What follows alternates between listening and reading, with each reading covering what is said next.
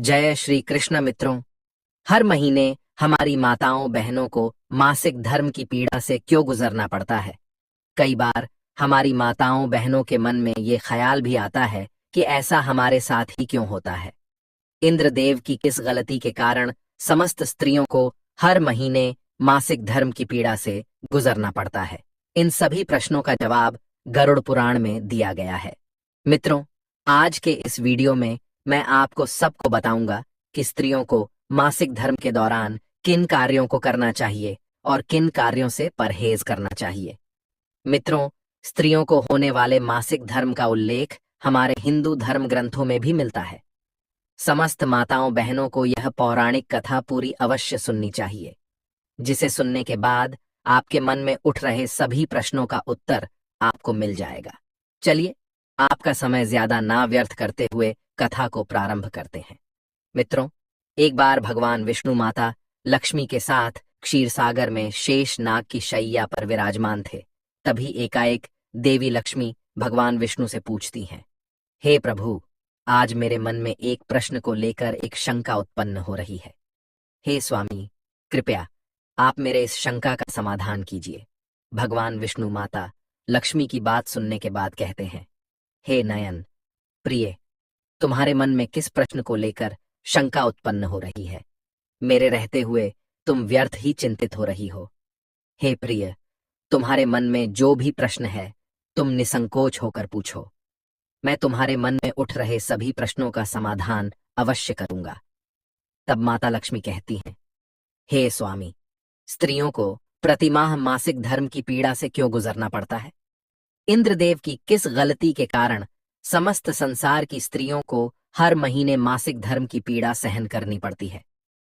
माता लक्ष्मी ने अपना दूसरा प्रश्न पूछते हुए कहा कि स्वामी, मेरा दूसरा प्रश्न यह है कि एक रजस्वला स्त्री अर्थात मासिक धर्म से पीड़ित स्त्री को कौन से कार्य नहीं करने चाहिए जिससे वह अपने ऊपर लगने वाले पाप से बच सके। तब भगवान विष्णु देवी लक्ष्मी की ओर देखने लगते हैं और मुस्कुराकर कहते हैं, देवी, तुमने संपूर्ण स्त्री जाति के कल्याण हेतु अत्यंत उत्तम प्रश्न किया है। चलिए आपको बताते हैं इंद्रदेव की किस गलती के कारण स्त्रियों को यह दुख सहन करना पड़ता है।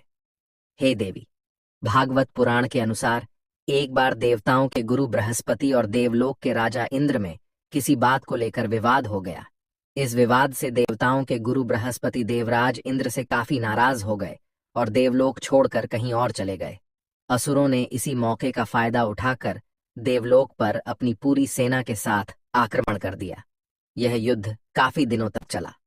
अंत में राक्षसों की विजय हुई और राक्षसों ने इंद्रलोक पर कब्जा कर लिया और देवराज इंद्र को इंद्रलोक छोड़कर जाना पड़ा। तब देवराज इंद्र ब्रह्मा जी के पास पहुंचे और इंद्रलोक में घटित हुई सारी घटना ब्रह्मा जी को बताते हैं और उनसे मदद मांगते हैं। फिर ब्रह्मा जी ने कहा कि हे देवराज, आपको किसी ब्रह्म ज्ञानी की सेवा करनी चाहिए। यदि वह प्रसन्न हो गए तो तुम्हें अपना खोया हुआ इंद्रलोक और राज सिंहासन वापस मिल सकता है।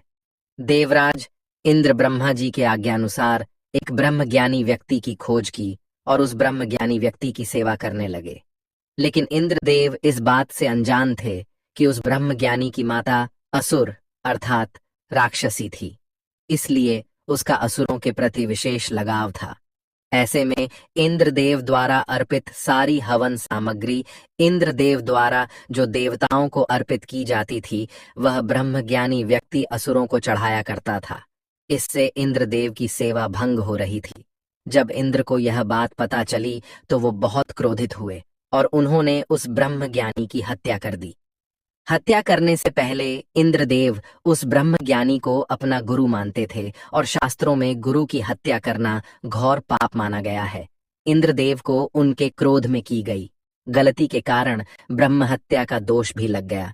अब ये पाप एक भयानक दानव के रूप में इंद्रदेव का पीछा करने लगा।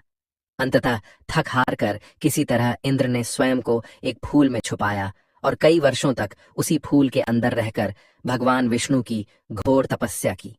इंद्रदेव की तपस्या से भगवान विष्णु प्रसन्न हुए और उनके समक्ष प्रकट हुए और इंद्र से वरदान मांगने के लिए कहा। इंद्र ने भगवान विष्णु को प्रणाम किया और वरदान मांगा कि हे प्रभु, आप मुझे ब्रह्म हत्या अर्थात गुरु हत्या के पाप से मुक्ति दिलाएं। भगवान विष्णु ने इस पाप से मुक्ति के लिए इंद्रदेव को सुझाव दिया कि तुम इस पाप को थोड़ा थोड़ा हिस्सा वृक्ष, जल, भूमि और स्त्री में बांट दो। भगवान विष्णु के सुझाव के अनुसार इंद्र ने अपना पाप वृक्ष, जल, भूमि और स्त्री को पाप का थोड़ा थोड़ा अंश लेने के लिए मनाया। इंद्र की बात सुनकर चारों तैयार हो गए। बदले में इंद्रदेव ने प्रसन्न होकर उन्हें एक एक वरदान देने की बात कही। सबसे पहले पेड़ ने ब्रह्महत्या के पाप का 1/4 हिस्सा लिया, जिसके बदले में इंद्र ने पेड़ को अपने आप जीवित होने का वरदान दिया।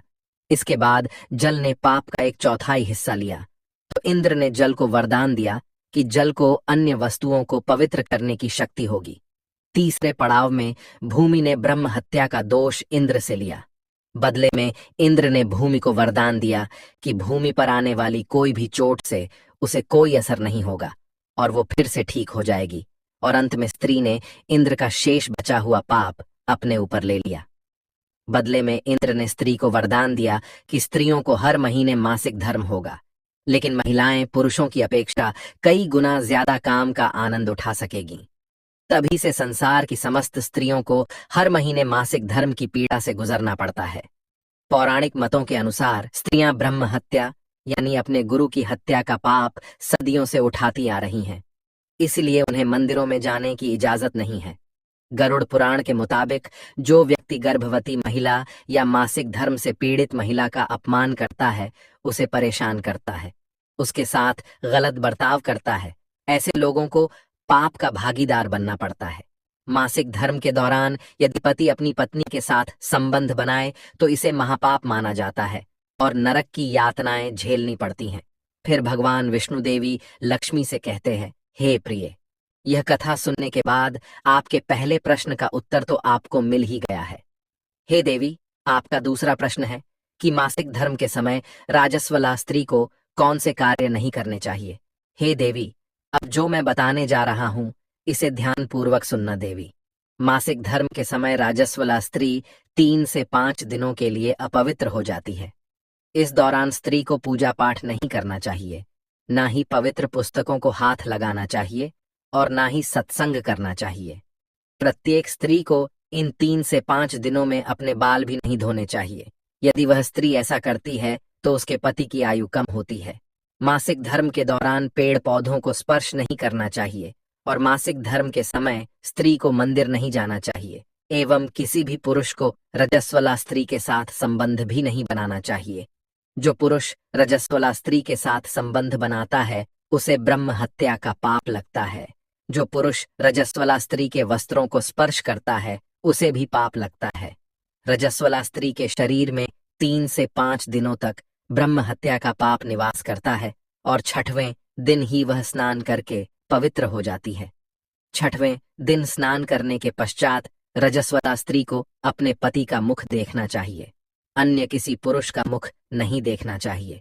यदि पति समीप ना हो तो सूर्यदेव के दर्शन करने चाहिए।